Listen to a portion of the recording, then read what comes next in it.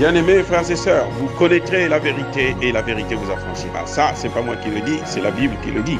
Mais moi, je vous dis mieux. Vous connaîtrez la vérité historique, notamment celle de vos ancêtres kémites, et vous aurez une vision globale de ce que c'est que la vraie souveraineté politique. J'ajoute, vous reviendrez à la spiritualité africaine ancestrale et vous comprendrez les enjeux de l'indépendance économique. Et pour terminer, vous accepterez votre identité culturelle kémite et vous obtiendrez deux choses. La première, c'est la paix. La seconde, c'est le développement, à une condition. L'unité de toute l'Afrique noire, l'unité de tous les Noirs du monde entier. Otep à tous, bienvenue sur la chaîne des panafricanistes par essence, par conviction et par excellence. Celle des citoyens kémites par nécessité et obligation de combat. Nous sommes une chaîne qui n'est guidée que par nos ancêtres, et rien que par les ancêtres qui appartiennent à l'égrégore du monde noir. Par conséquent, nous ne croyons en aucun Dieu venu de l'étranger. Toutefois, cette vidéo n'est aucunement destinée à inciter à la haine ou à la violence, car nous menons un combat qui est d'abord et avant tout spirituel, intellectuel et démocratique. Ensuite, il est politique, géopolitique et géostratégique. Contre l'impérialisme, le colonialisme, le néocolonialisme et l'endocolonat, qui sont tous qualifiés de crimes contre l'humanité. Nous menons ce combat sur la base du principe fondamental que nous avons hérité de nos ancêtres kémites, qui est celui de la Mahat, c'est-à-dire solidarité, vérité et justice. Vous êtes donc en droit de connaître la vérité et nous avons l'obligation de vous dire la vérité, rien que la vérité, afin que justice soit rendue au continent africain. Et ça, c'est notre modeste contribution dans cette noble lutte en faveur de la souveraineté, la dignité, la solidarité et l'unité africaine. Ça, c'est ce que nous appelons le panafricanisme. Bien-aimés frères et sœurs, j'ai critiqué le Premier ministre burkinabé par rapport à son attitude vis-à-vis des Occidentaux, vis-à-vis de la France, vis-à-vis de l'Union européenne qui essaie de le flatter pour qu'il ne puisse pas aller vers la Russie, le partenaire que je trouve moi plus sérieux. Mais bon, c'est les choix de tout un chacun. On va voir le résultat. Si ce gouvernement pense que 60 ans, ça n'a pas suffi à la France et à ses alliés de développer le Burkina Faso, de sécuriser le Burkina Faso, alors il n'a qu'à continuer à traîner les pieds. C'est tout, c'est aussi simple que ça. Et il y a quelqu'un qui m'a dit, occupe-toi du Congo, d'abord, c'est la première des choses, mais surtout, que je me taise sur ce qui concerne l'Afrique centrale. Là encore, c'est pas trop grave, parce que bon, ben, quand on a affaire à des semi-illettrés, bon, c'est difficile d'avoir un point de vue commun, de s'entendre sur l'essentiel. Mais ce qui m'a plus choqué, c'est un des commentateurs qui m'a dit que le gouvernement burkinabé avait contesté ma thèse. Ils avaient nié qu'ils n'avaient pas eu des rapports avec le gouvernement, les pays européens. Et c'est pour ça que je suis allé chercher une vidéo. La vidéo de Madame Emmanuela Si Del Rey, la représentante spéciale de l'Union européenne au Burkina Faso, ou plutôt dans la région du Sahel. Donc c'est elle qui va parler dans cette vidéo que vous allez voir. Et après, nous allons commenter le contenu de cette vidéo. Je vous souhaite une bonne écoute. Le Premier ministre était particulièrement important pour nous et surtout pour moi, pour comprendre mieux la vision du Premier ministre, pour comprendre quelle stratégie le Burkina Faso va mettre en place pour résoudre l'énorme problème, par exemple, du terrorisme, mais aussi pour se concentrer sur le développement et sur l'aide humanitaire que constitue une urgence très pressante. Et je dois dire que notre le partenariat de l'Union européenne avec le Burkina Faso a été renforcé après cette rencontre parce que nous sommes, comme Union européenne, le premier partenaire du pays et je dois dire que je suis venue ici pour confirmer notre intention de rester engagé parce que, comme je dis, le Burkina Faso reste central. Avec les ministres, le Premier ministre, on a parlé de tous les problèmes, on a décidé de se concentrer sur des solutions efficaces pour le futur. On a établi une collaboration très étroite qui va continuer avec des missions techniques pour explorer en détail toutes les questions les plus importantes. Et je pense qu'aujourd'hui, c'est un jour important pour nous, comme Union européenne, partenaire principal du Burkina Faso et pour le Burkina Faso. Je suis très heureuse et je vais continuer mon travail pour maintenir la réputation de la Burkina Faso très positive dans l'Union européenne et pour continuer à maintenir notre engagement fort avec le Burkina Faso, à côté du Burkina Faso, pour résoudre les problèmes. Après la discussion avec Monsieur le Premier ministre, je dois dire qu'a confirmé que nous sommes les partenaires les plus fiables, comme je dis. Et on a une approche intégrée parce qu'on pense que pour résoudre les problèmes du terrorisme, on a besoin d'agir sur plusieurs fronts. Il y a beaucoup de problèmes qui sont la cause de la raison pour laquelle, par exemple, des jeunes vont adhérer au groupe de terroristes, de criminels armés. Alors, pour nous, c'est une approche intégrée. On pense qu'on doit agir sur le front militaire, ça c'est vrai, mais aussi sur le front de développement pour garantir l'amélioration de conditions de vie qui est essentielle parce que la situation est vraiment grave. Et le Burkina Faso insiste sur le plan militaire, on pense que c'est compréhensible, mais pour nous c'est aussi important d'apporter notre expérience et notre appui dans notre stratégie parce qu'on s'intègre et on est des partenaires et les partenaires travaillent ensemble. Cette dame a affirmé sur Mondo Média, Mondo Vision, que le Premier ministre et elle se sont entendus et que le Premier ministre a reconnu que la France était le premier, plutôt l'Union européenne était le premier partenaire du Burkina Faso. Elle n'a pas dit partenaire historique, elle a dit premier partenaire du Burkina Faso. Et c'est là où je me pose une question. C'est très bien qu'elle a reconnu ça, que le Premier ministre ait reconnu ça, mais de quelle primauté parle-t-on? Est-ce que c'est le premier partenaire parce que c'est lui qui est arrivé au Burkina Faso en premier? C'est lui qui nous a pris en esclavage, qui a pris le Burkina Faso, qui a colonisé le Burkina Faso.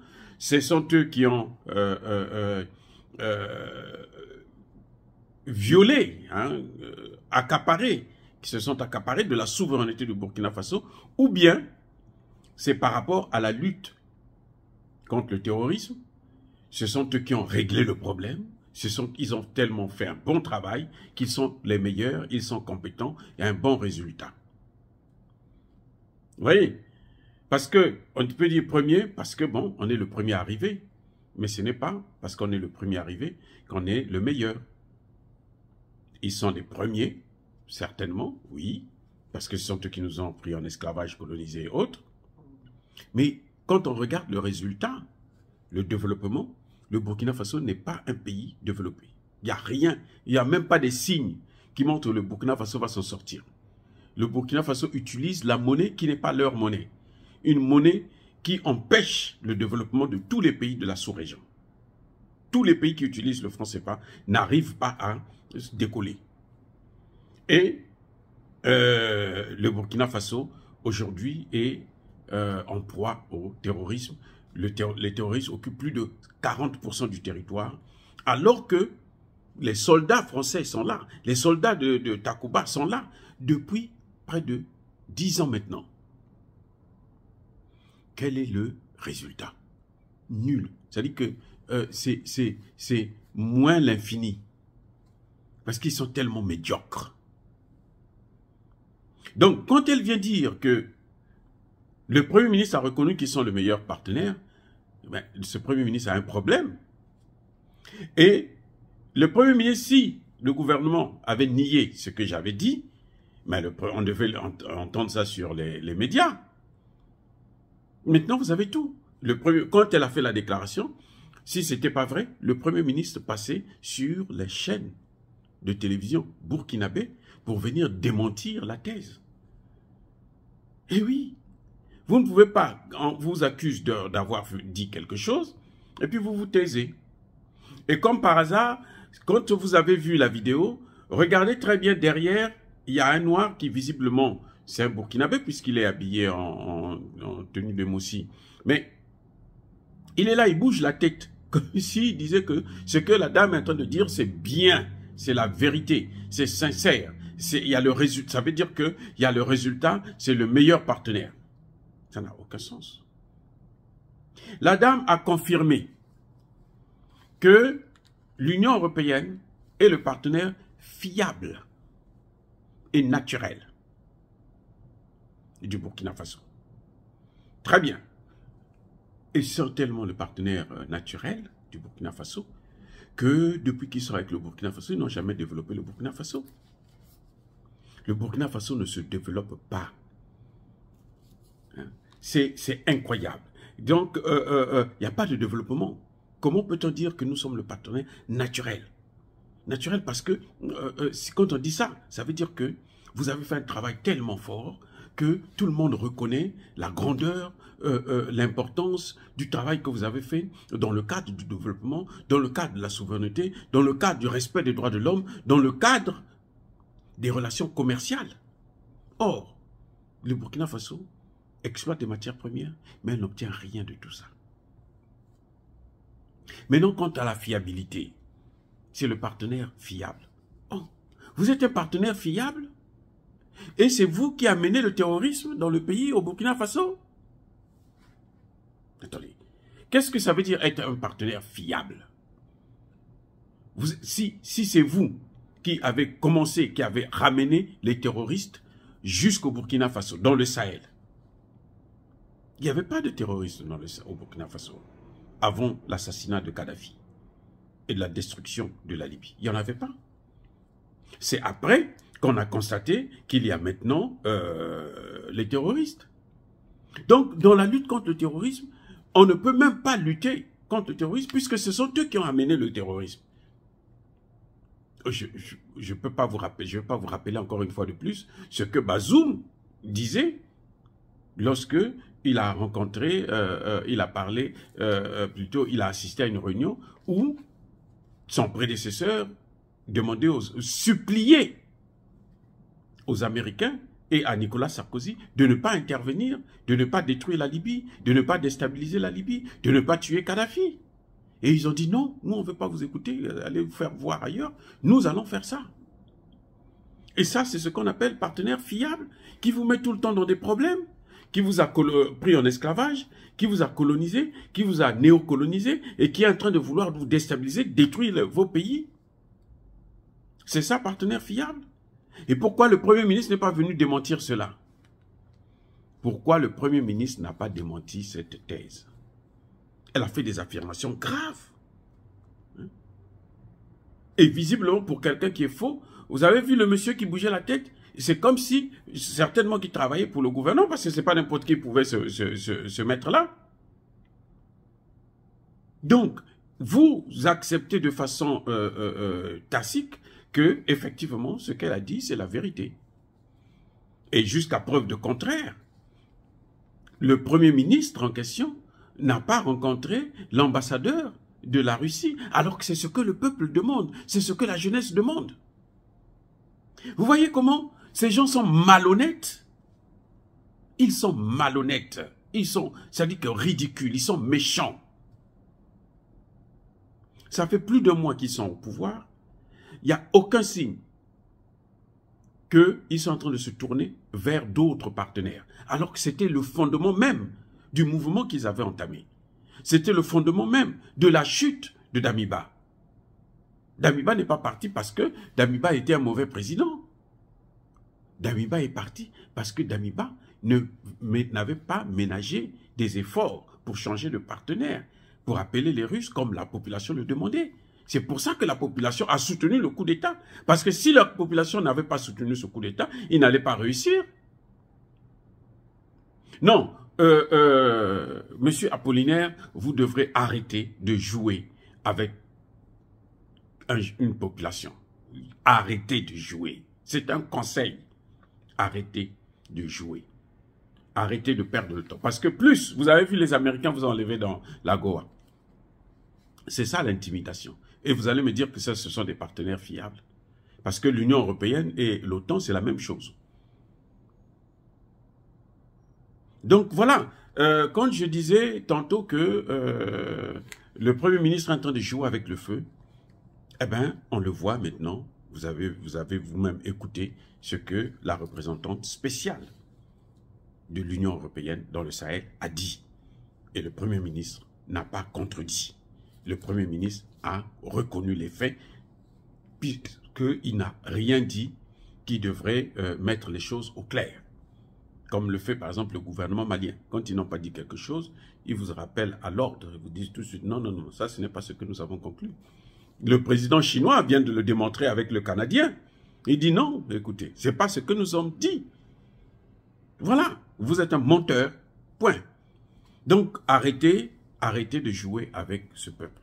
Ce peuple vous demande encore une fois de plus que vous puissiez faire partir cette base militaire française et que vous puissiez faire partir l'ambassadeur français Luc Halal et que vous puissiez faire venir les instructeurs russes, vous acheter des armes chez les Russes pour combattre. Maintenant, vous avez fait une mobilisation qui a réussi, semble-t-il, mais le résultat après, c'est quoi? Ils vont se battre avec quoi?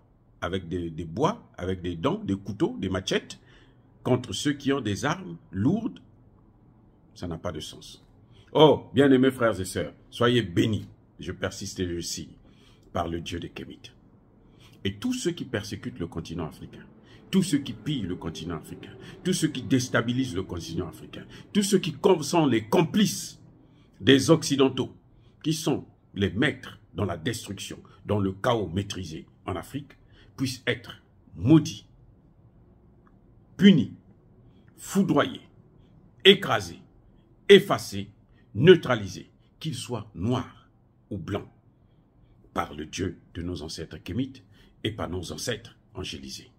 J'ai dit, et comme d'habitude, j'assume.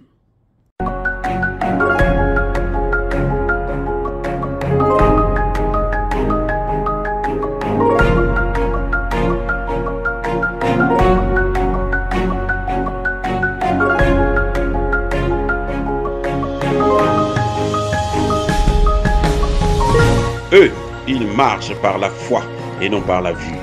Mais moi, je vous conseille vivement de marcher par la connaissance scientifique et historique, notamment celle de nos ancêtres kémites, par les 5 sens et par l'intelligence. À vous, à Pierre.